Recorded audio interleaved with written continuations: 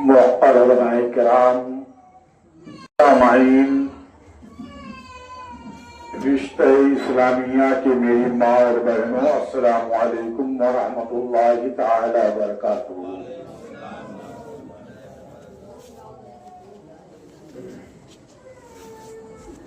अल्हम्दुलिल्लाह अल्हम्दुलिल्लाहि रब्बिल आलमीन वल आक़िबतु लिल मुत्तक़ीन वस्सलातु वस्सलामु अला अशरफिल अंबियाइ वल मुरसलीन। अम्मा बअद,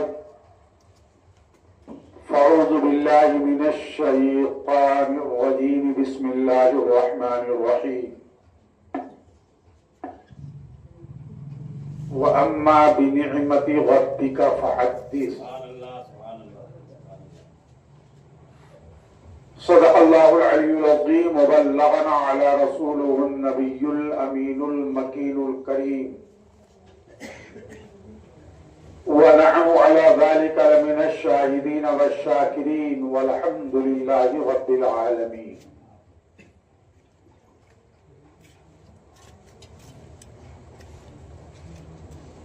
या खुदा बहरे जनाबे मुस्तफ़ा इमदाद कुन,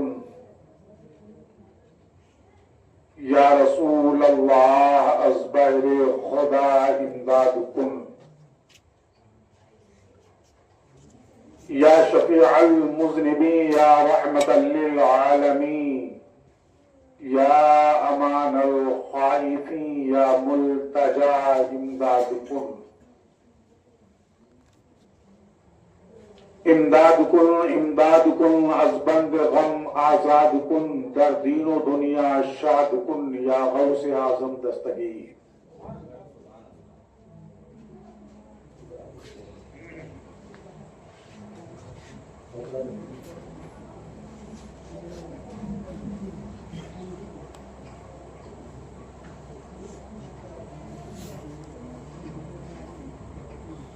क्या खूबी रब ने उस रुखे अनवर पे रख दिया,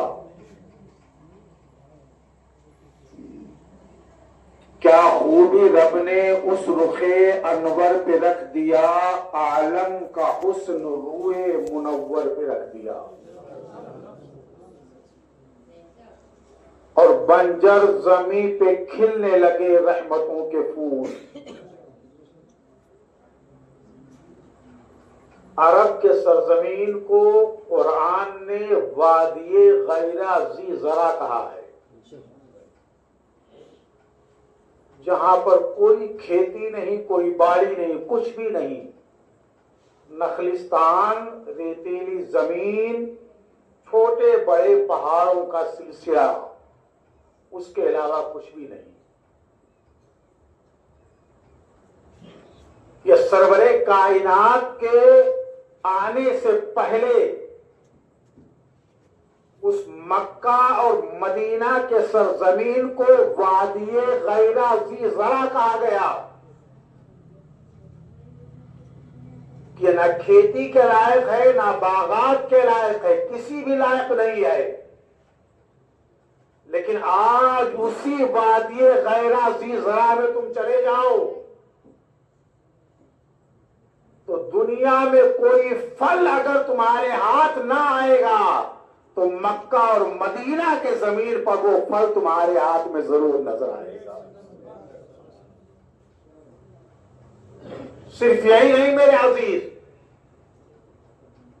कभी हमने और आपने सुना कि मार्केट में खजूर की कमी आ गई है। एक साल में हज और उमरा करने वाले करीब करीब 2 करोड़ लोग मक्का और मदीना के सरजमीन पर पहुंचते हैं। और तमाम खजूरों में सबसे अफजल जो खजूर है वो अजवा खजूर है। अगर एक हाजी 1 किलो ये खजूर लेकर आया तो समझ लो 2 करोड़ किलो खजूर हो गए। उसके अलावा वहां पर 40 किस्म की खजूरें और दस्तयाब हैं। ये खजूरों की कमी, अरब के जमीन पर बरकत की कमी ना होना, ये जमीने अरब की निशानी नहीं है, बल्कि ये रसूलुल्लाह के आमद की निशानी पाई जा रही है। और इसलिए शायर ने कहा, बंजर जमीन पे खिलने लगे रहमतों के फूल, जब से कदम रसूल ने बंजर पे रख दिया। और अबू जहल सोचने लगा, हैरत में आ गया। हमने और आपने उलमा के जमाने से सुना है कि सरकार सल्लल्लाहु अलैहि वसल्लम के बारगाह में अबू जहल आया, बंद मुट्ठी लेकर आया और कहा, है मोहम्मद सल्लल्लाहु अलैहि वसल्लम बताओ मेरे इस बंद मुट्ठी के अंदर क्या है। तो मुस्तफा करीम ने इरशाद फरमाया कि मैं बताऊं कि तेरे बंद मुट्ठी के अंदर क्या है, कि जो चीज तेरे मुट्ठी के अंदर है वो बता दे कि मैं क्या हूं। तो उसने कहा ये तो और अजब हो जाएगा।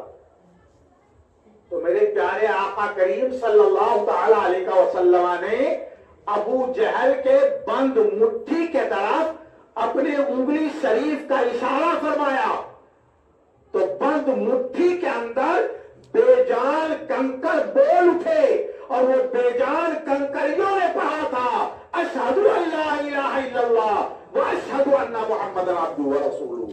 अब शायर कह रहा है कि अबू जहल सोचने लगा, हैरत में पड़ गया जब फैसला रसूल ने कंकर पे रख दिया। और ये शेर हमारे इस्लाम भाई और उन तमाम नौजवानों के लिए है जिनकी मां जिंदा है, उन सब के लिए शेर है कि ऐसा लगा कि अर्श के साए में आ गया, ऐसा लगा कि अर्श के साए में आ गया जब मां ने अपना हाथ मेरे सर पे रख दिया। दूध पाक अल्लाहुम्मा सल्ली व सल्लिम व बारिक अलैहि सलातु व सलामु अलैका या रसूल अल्लाह, सलातु व सलामु अलैका या हबीब अल्लाह सल्लल्लाहु अलैहि वसल्लम। मेरे अजीज, आज के मुकद्दस और प्यारी प्यारी महफिल जिसमें हम और आप तशरीफ लाए, अल्लाह तबारक व तआला हमारा और आपका आना कबूल व मकबूल फरमाए। ये किस मकसद, किस मंशा, किस खुशी में रचाई और बसाई गई है वो हम और आप बखूबी मालूम है कि हमारे इस्लाम भाई के यहां एक फर्जंदे अर्जुमंद की पैदाइश हुई है।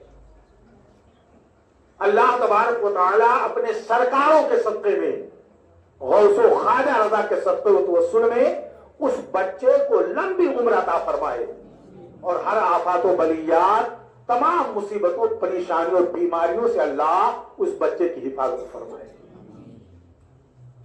उस बच्चे की विलादत पर यह महफिल पाक कायम की गई। अल्लाह तबारक व तआला ने कुरान मुक़द्दसा में इरशाद फरमाया, व अम्मा बिनिअमति रब्बिका फहद्दिस, यानी ऐ लोगों, जब तुम अपने रब की तरफ से कोई रहमत पाओ, कोई नेमत तुमको मिले, तो उसका खूब खूब शुक्रिया अदा करो। किसका? अपने रब का, अपने प्यारे महबूब सल्लल्लाहु ताला अलैहि वसल्लम का। और बंदा जब शुक्रगुजार होता है हर आलम में, चाहे दुख हो या सुख हो, आराम हो, खुशी हो या गमी हो, हर आलम में बंदा जब रब का शुक्र अदा करता है तो अल्लाह तबारक व तआला अपने उस बंदे का नाम शाकिरीन के जमात में लिख दिया करता है। और रब ने कुरान में फरमाया, लइन शकरतुम लाज़िदन्नकुम, आए लोगों तुम मेरा हर हाल में शुक्र अदा करो, और जब तुम मेरा शुक्र अदा करोगे तो मैं तुम्हारे वहमो गुमान से भी ज्यादा तुमको अता फरमा दूंगा।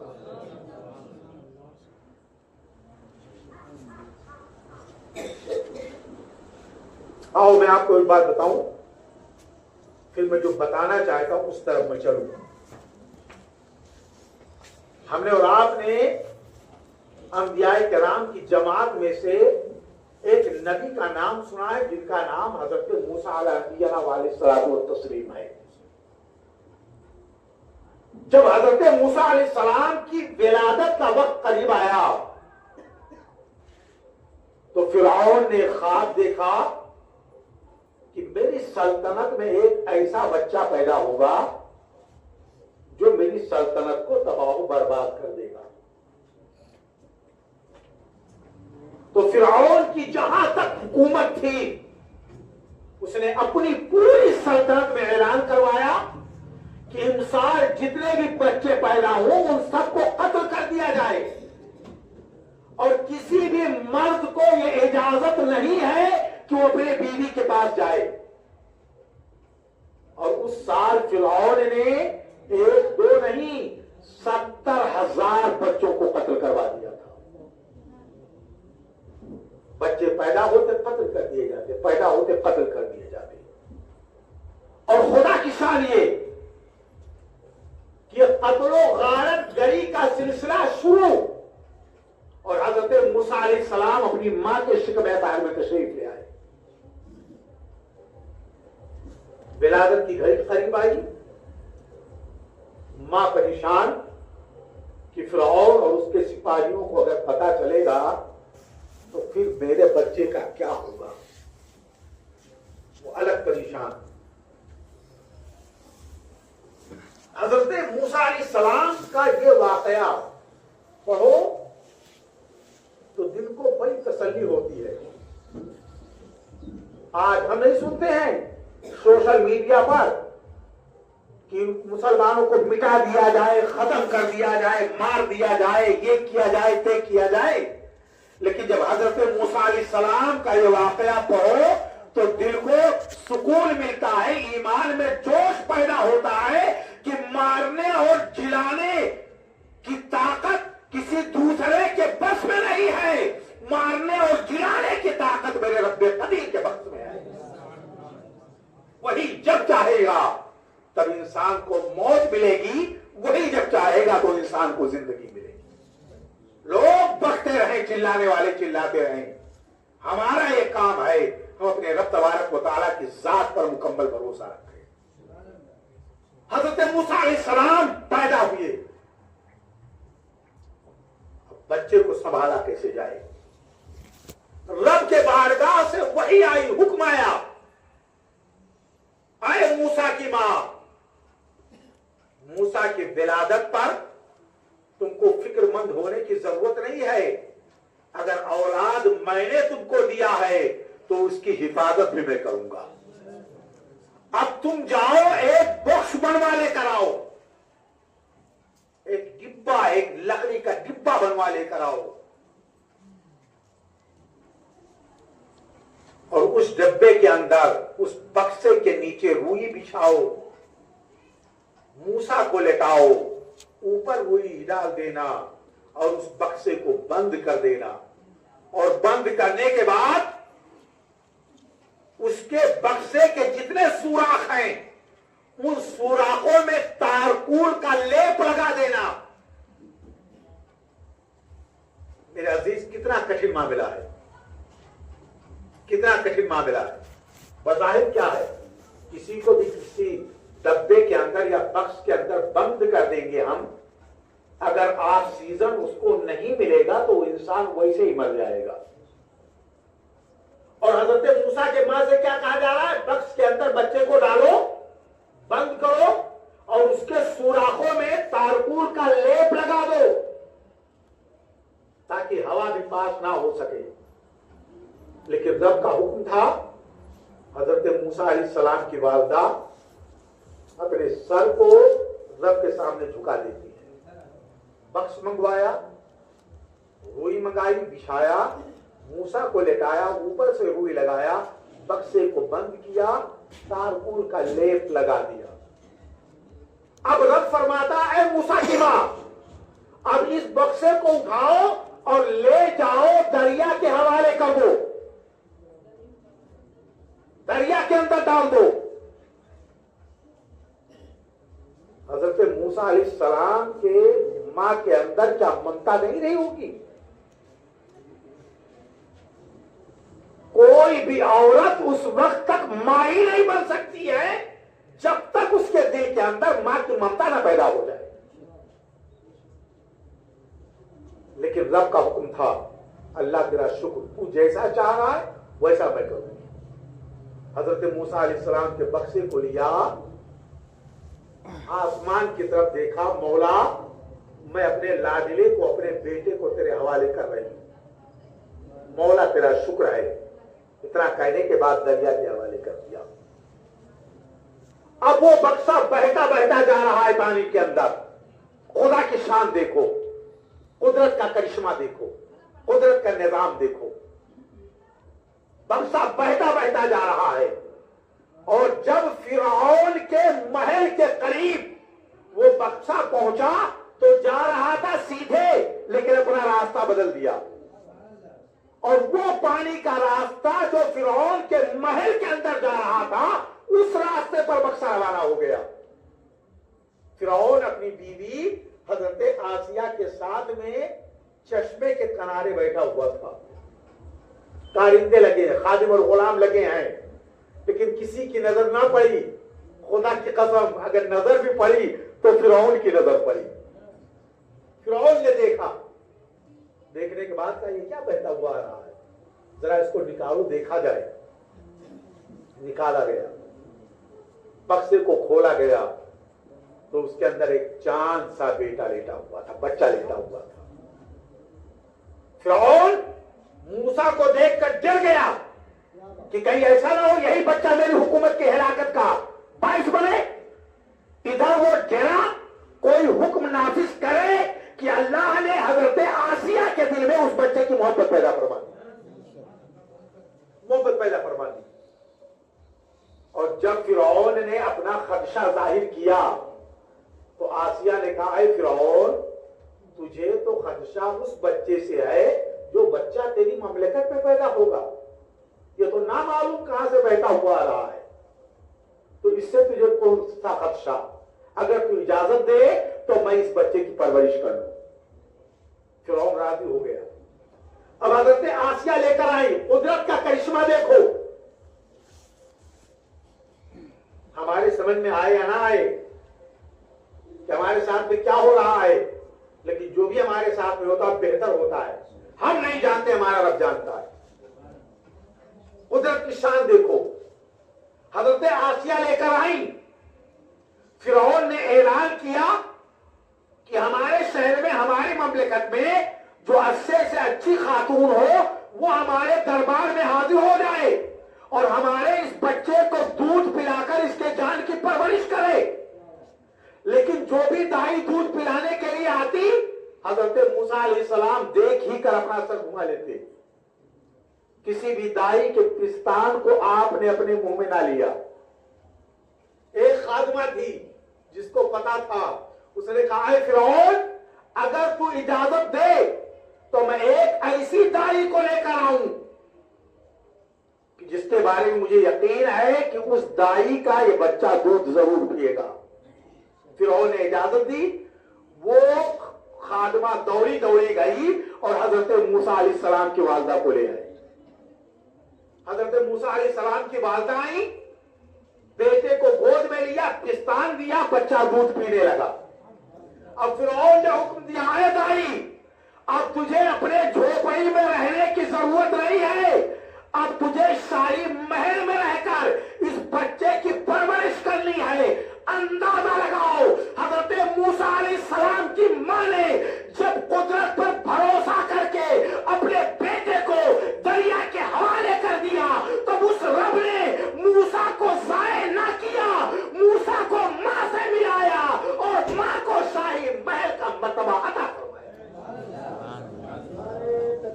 अल्लाहु अकबर, या रसूलुल्लाह, जिंदाबाद जिंदाबाद, अल्लाहु अकबर, या रसूलुल्लाह।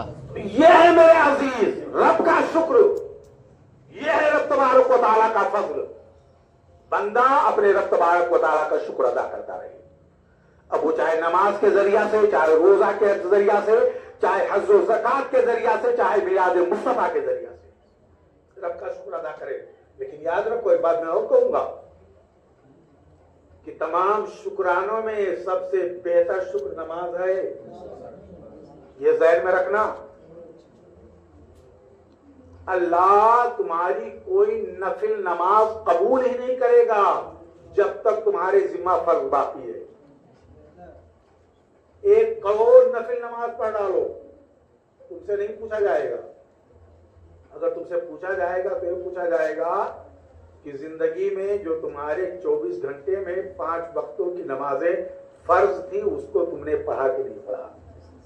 रोजे महशर की जान गुदाज बुअत, अव्वली पुरुष से नमाज बुअत। रोजे महशर के दिन अगर सबसे पहला कोई सवाल होगा तो बंदे से यह पूछा जाएगा, बंदा ये बता कि तू दुनिया में नमाज पढ़ता था कि नहीं पढ़ता था।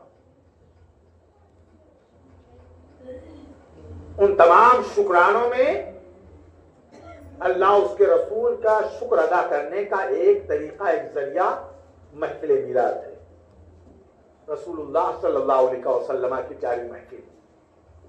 मेरे अजीज, ये और बात है कि अब हम महफिल मिलाद में मुंह देख कर जाया करते हैं,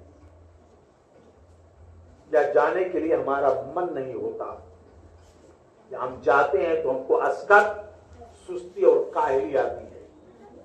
लेकिन ये महफिल मिलाद अल्लाह उसके रसूल सल्लल्लाहु अलैहि वसल्लम की नात, जिक्र खैर बड़ी अजीम चीज है। आपने शोरा के जबानी से एक कसीदा सुना होगा, जिस कसीदे का नाम कसीदा बुर्दा शरीफ है। मौलाया सल्ली व सल्लिम दाइमन अबदन अला हबीब का कुल्ली खैरा खल्क़ि हिमी। ये कसीदा बुर्दा शरीफ है, अरबी में नात है। कसीदा को नात को कहते हैं और बुर्दा अरबी जबान में चादर को कहा जाता है, चादर को कहते हैं बुर्दा। इस कसीदे का नाम चादर वाली नात या चादर वाली कसीदा क्यों पड़े, इसकी वजह क्या है? तो आओ मैं आपको बताऊं, ये नाते रसूल कितनी प्यारी चीज है। एक बुजुर्ग है जिनका नाम हजरत अल्लामा बोसीरी रहमतुल्लाह ताला अलैह है। आलिम दीन थे, शायर थे। सरकार सल्लल्लाहु अलैहि वसल्लम की शान में वो नाते लिखते थे और पढ़ते थे। खुदा की शान मर्जी, उन पर फालिज का अटैक हुआ जिससे उनके जिस्म का एक पूरा हिस्सा मफलूज हो गया, बेकार हो गया। तवज्जो करना मेरे से।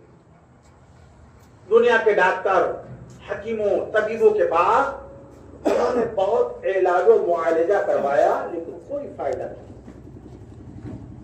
एक दिन दुनिया के डॉक्टरों, हकीमों से थककर जब बिस्तर पर लेटे तो अपने अहले खाना से कहा कि मेरे हाथ में कलम और कागज का टुकड़ा दे दो। आपके हाथ में कलम और कागज का टुकड़ा दिया गया। आप बिस्तर पर लेटे लेटे ये कसीदा आपने लिखा, मौलाया सल्ली व सल्लिम दाइमन अबदा। ये पूरा कसीदा आपने तरतीब किया, लिखा, और लिखने के बाद तकिए के नीचे रखकर आराम करने लगे। नींद आ गई, और जब नींद आई आप सो गए, लेकिन खुदा की कसम उनके सोने पर हमारा और आपका हजारों जागना कुर्बान। जैसे नींद आई आपने क्या देखा? रसूलुल्लाह सल्लल्लाहु अलैहि वसल्लम तशरीफ ले आए और सरकार ने इरशाद फरमाया, ऐ बोसेरी, जो कसीदा अभी तूने मेरी शान में लिखा है वो मुझे पढ़कर सुनाओ। हजरत बोसेरी रहमतुल्लाह ताला अलैह ने यह कसीदा शरीफ पढ़ना शुरू किया। जब पूरा कसीदा सुना दिया तो सरकार करीब आए और आपके जिस्मे अनवर पर अपने दस्ते रहमत को फेर दिया और सरकार जाने लगे। जब सरकार जाने लगे तो हजरत अल्लामा बोसेरी के दिल में ख्याल आया, ऐ काश मेरी किस्मत यावरी करती और जो चद्दर सरकार के कंधे शरीफ पर है अगर सरकार अता फरमा देते तो मेरी किस्मत का महराज हो जाता। मैं जब दुनिया से जाता आखिरत के लिए कफन के तौर पर अपने साथ में लेकर जाता। ये दिल में ख्याल पैदा होना हुआ किसके?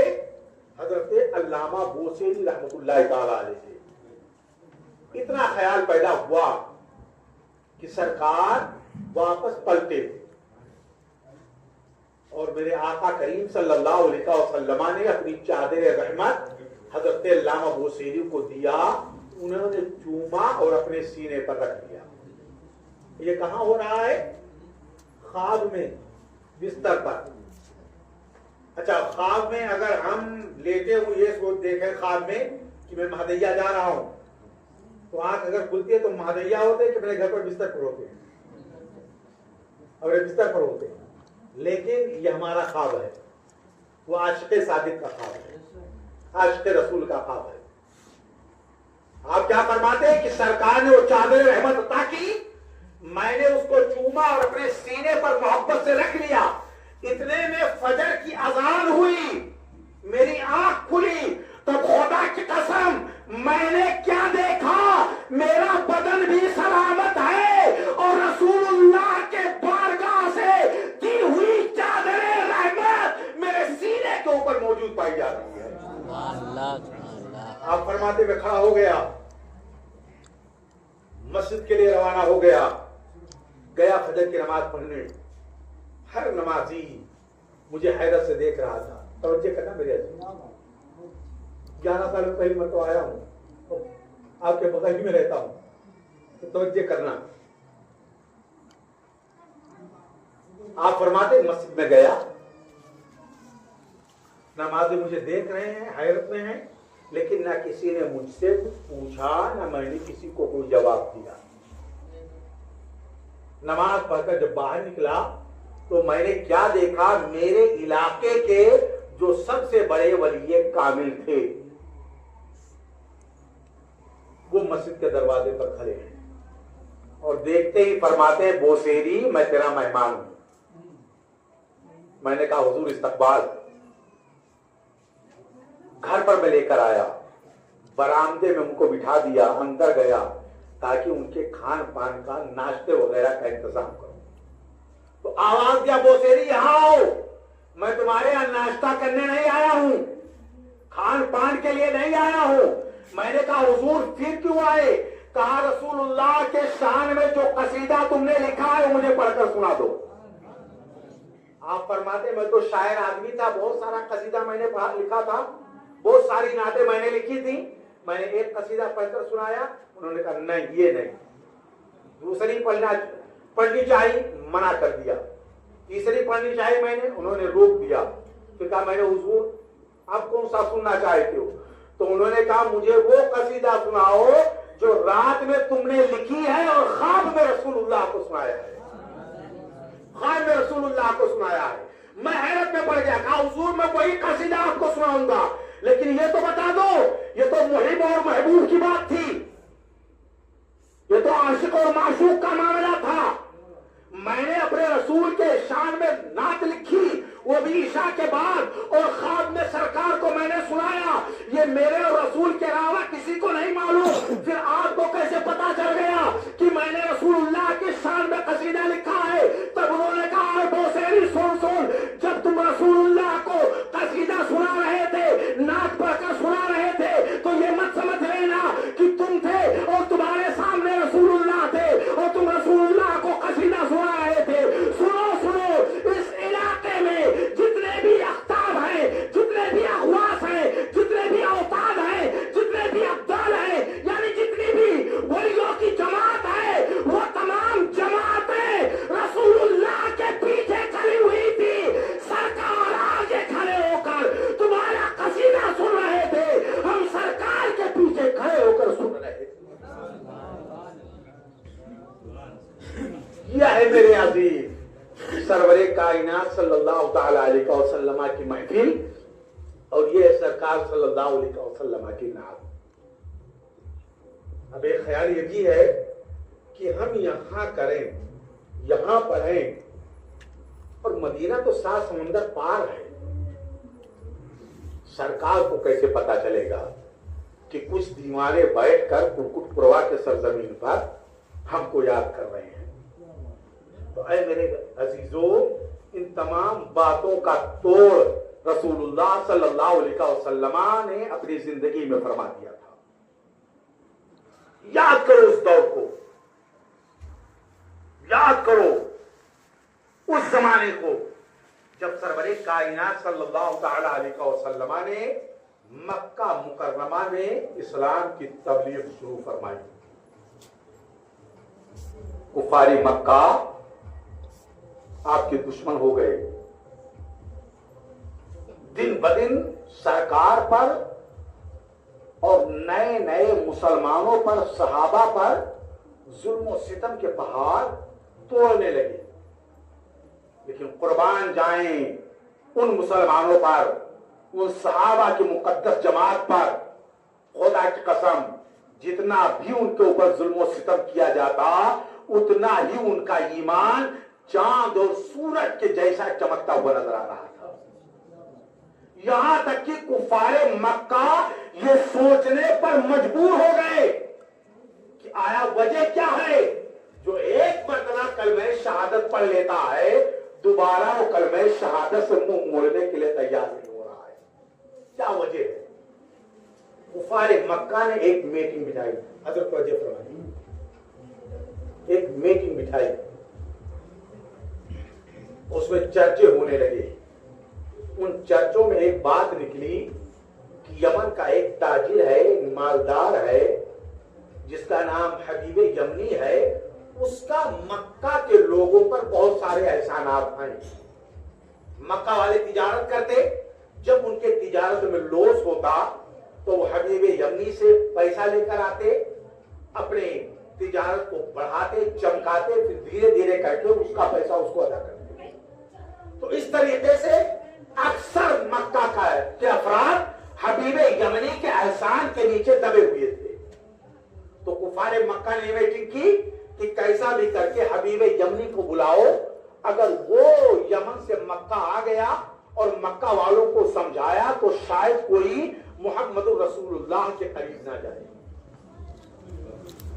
अब अबू जहल, उतबा, शैबा ये सब इकट्ठा हुए और उन्होंने एक खत लिखा, और उस खत में लिखा है, हबीब, मक्का के अंदर एक शख्स है जिनका नाम मोहम्मद इब्न अब्दुल्लाह है, उन्होंने अपने नबूवत और रिसालत का ऐलान किया है और मक्का के लोग दिन ब दिन उनके दीन में दाखिल हो रहे हैं। अब अगर तुम मक्का बचाना चाहते हो तो जितना भी जल्दी हो सके मक्का के लिए रवाना हो जाओ। हबीब यमनी के पास ये खत पहुंचा, उसने पढ़ा और वो फौरन आनन फानन यमन से मक्का के लिए रवाना हो गया। मक्का के सरजमीन पर पहुंचा, कुफारे मक्का के झुरमुट पे बैठा और रसूलुल्लाह सल्लल्लाहु अलैहि वसल्लम के पास खबर भेजी कि मेरा नाम हबीब है, मैं यमन से आया हुआ हूं, मैं आपसे मुलाकात करना चाहता हूं, आप तशरीफ लाएं। सरवरे कायनात सल्लल्लाहु अलैहि वसल्लम कुफारे मक्का तो उस मीटिंग में आप तशरीफ ले गए, महफिल में आप तशरीफ ले गए, बातें होने लगी। हबीब यमनी ने कहा, अरे मोहम्मद सल्लल्लाहु अलैहि वसल्लम, मैंने ये सुना है कि आप नबूवत और रिसालत का ऐलान किए हो। सरकार ने फरमाया, बेशक। तो उसने कहा कि मैंने ये बातें सुनी है, किताबों में पढ़ा है कि जो नबी होता है अल्लाह उसको मोजज़े अता फरमाया करता है। तो तुम्हारे रब ने तुमको कौन से मोजज़ा अता फरमाए? तो मेरे प्यारे आका ने इरशाद फरमाया, अरे हबीब, वो और नबी होंगे जो मोजज़े लेकर आते हैं, मैं वो नबी हूं कि अल्लाह ने मुझे सर से पैर तक मोजज़ा बनाकर भेजा है। दिए मोजज़े अंबिया को खुदा ने, हमारा नबी मोजज़ा बन के आया। जब सरकार ने इतना फरमाया तो वो हबीब अगरचे उस वक्त ईमान नहीं लाया था, लेकिन आज के दौर के वहाबियों से बेहतर था। उसने अपने दिल में ख्याल किया अगर ये जादूगर होंगे तो इनका जादू जमीन पर चल जाएगा, लेकिन आसमान पर इनका जादू नहीं चलेगा, इसलिए इनसे कोई आसमानी मुजजा तलब किया जाए।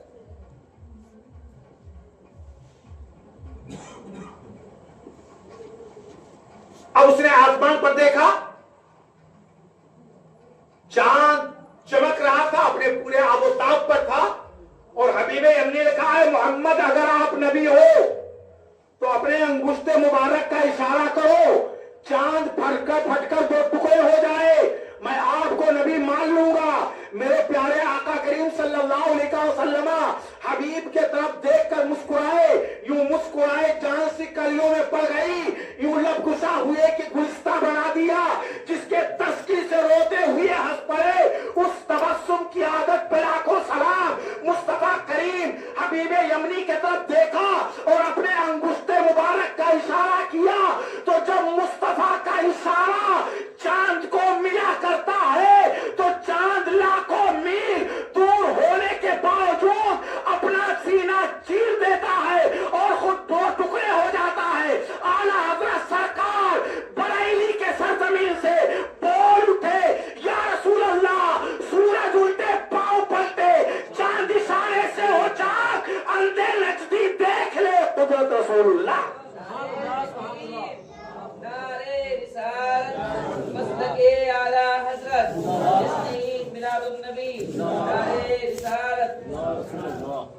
चांद फटकर जो दो टुकड़े हो गया, हबीबी अम्मी ने देखा, हैरत में पड़ गया। फिर सरकार ने फरमाया हबीब और क्या देखना चाहता है? अब देखो मेरे आका दिल की कैफियत को भी जानते हैं, दिल की कैफियत को भी जानते हैं। सरकार ने पूछा हबीब अब क्या तू देखना चाहता है?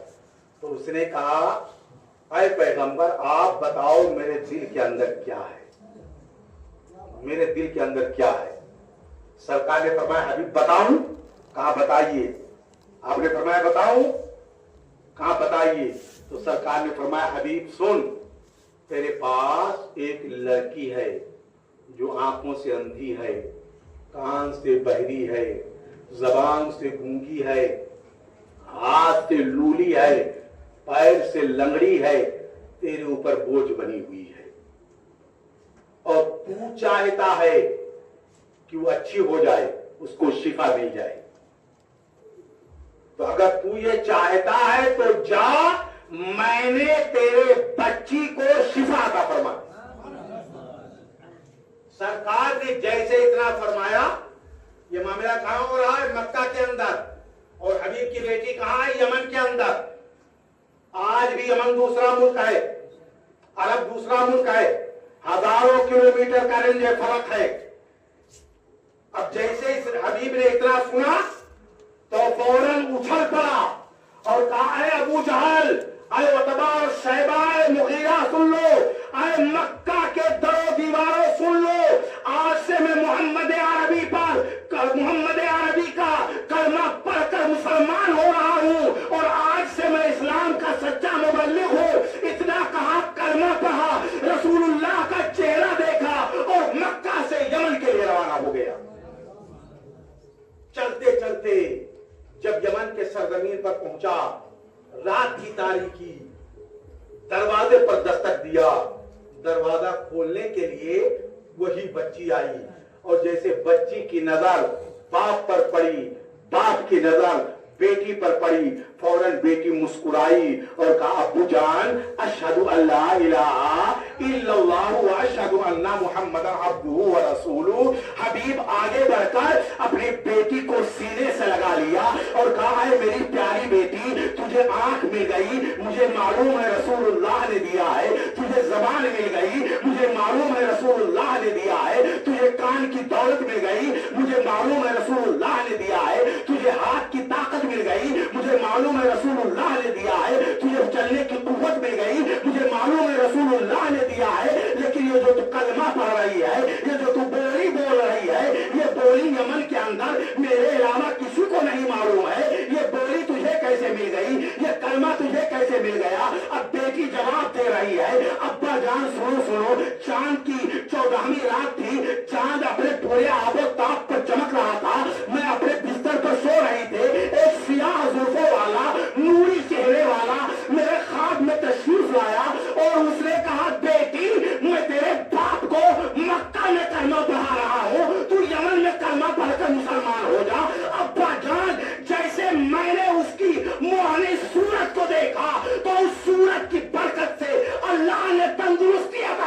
दी और वो कलमा पढ़ लिया, अल्लाह ने मुझे ईमान की दौलत अता फरमा दी।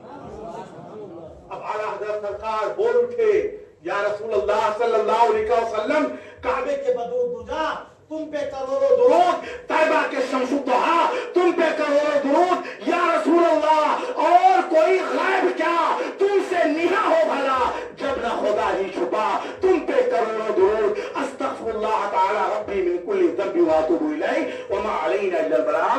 अस्सलामु अलैकुम व रहमतुल्लाह।